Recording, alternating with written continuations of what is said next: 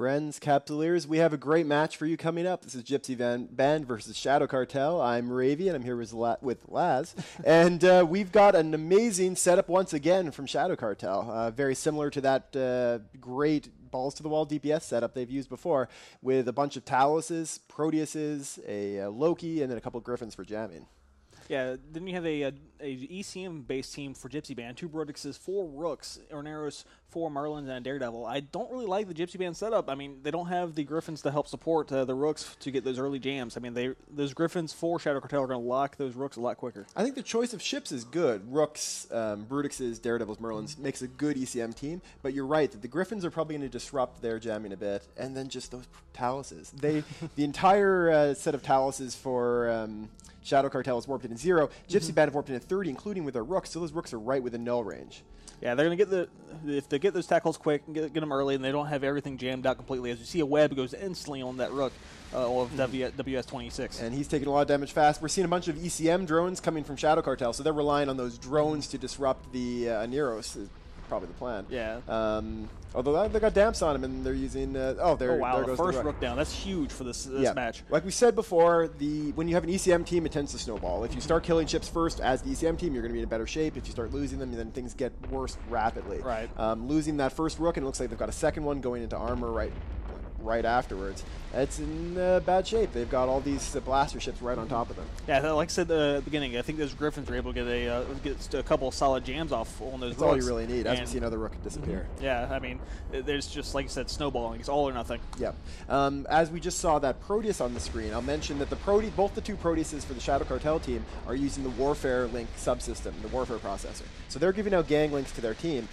The Proteus gets a bonus to info gang link. So if they were clever and used the info gang link for sensor strength, sensor integrity, then they would be in a much better place against the ECM team. I'm sure they did. I mean, it's very likely, and I think that is like what we've said before. This kind of preparation, when you prepare to face an ECM team, when you go into the setup thinking, well, how will I beat an ECM team? And you can answer that question, you're going to be in great shape.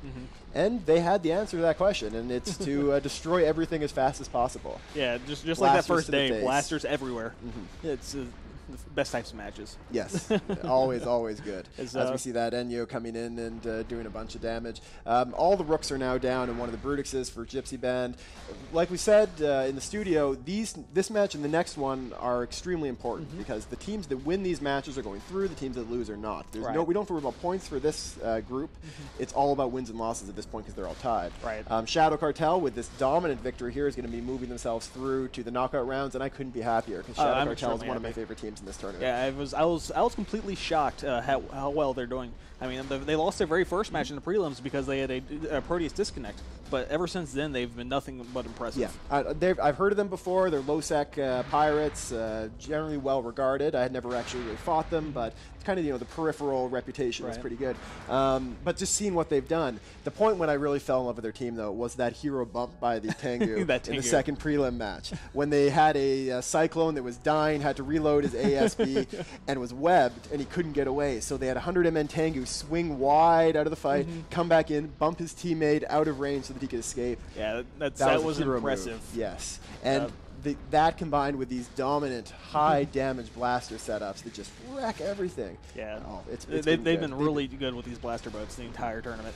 So while we've been gushing about them, they've killed the Oneros and another Brutix and now a Merlin. I think we can probably just spend another few minutes gushing because we're going to run out of time because these guys are going to be destroying everything so fast. They're just chasing down the Merlins, but they've got the Tacklers and the Tyrannuses and the Enyos that are going, like that Tyrannus is going 4.2 kilometers a second. As fast as these Daredevils and Merlins are, they're not going to be able to outrun the Tyrannuses. No, not at all. And they're getting webbed, as you see that Merlin webbed and being taken down. Shadow Cartel did lose that Griffin. It didn't really affect them because they would get those Rooks down so quickly. And we're down to Daredevil and 2 Merlins for Gypsy Band. I mean, I love Shadow Cartel. Oh, they're doing great. They've been great in this tournament, and I really hope that they go far, and I think they really will. It's interesting that we've had the last 2 matches both showcasing Tier 3 battlecruisers. Definitely. And very different Tier 3 battlecruisers. The Nagas that Darkseid used to such great effect were sniping ships with rails, shield tank pulling far away. These are also shield tank, but they're Taloses. They're close-range blaster ships.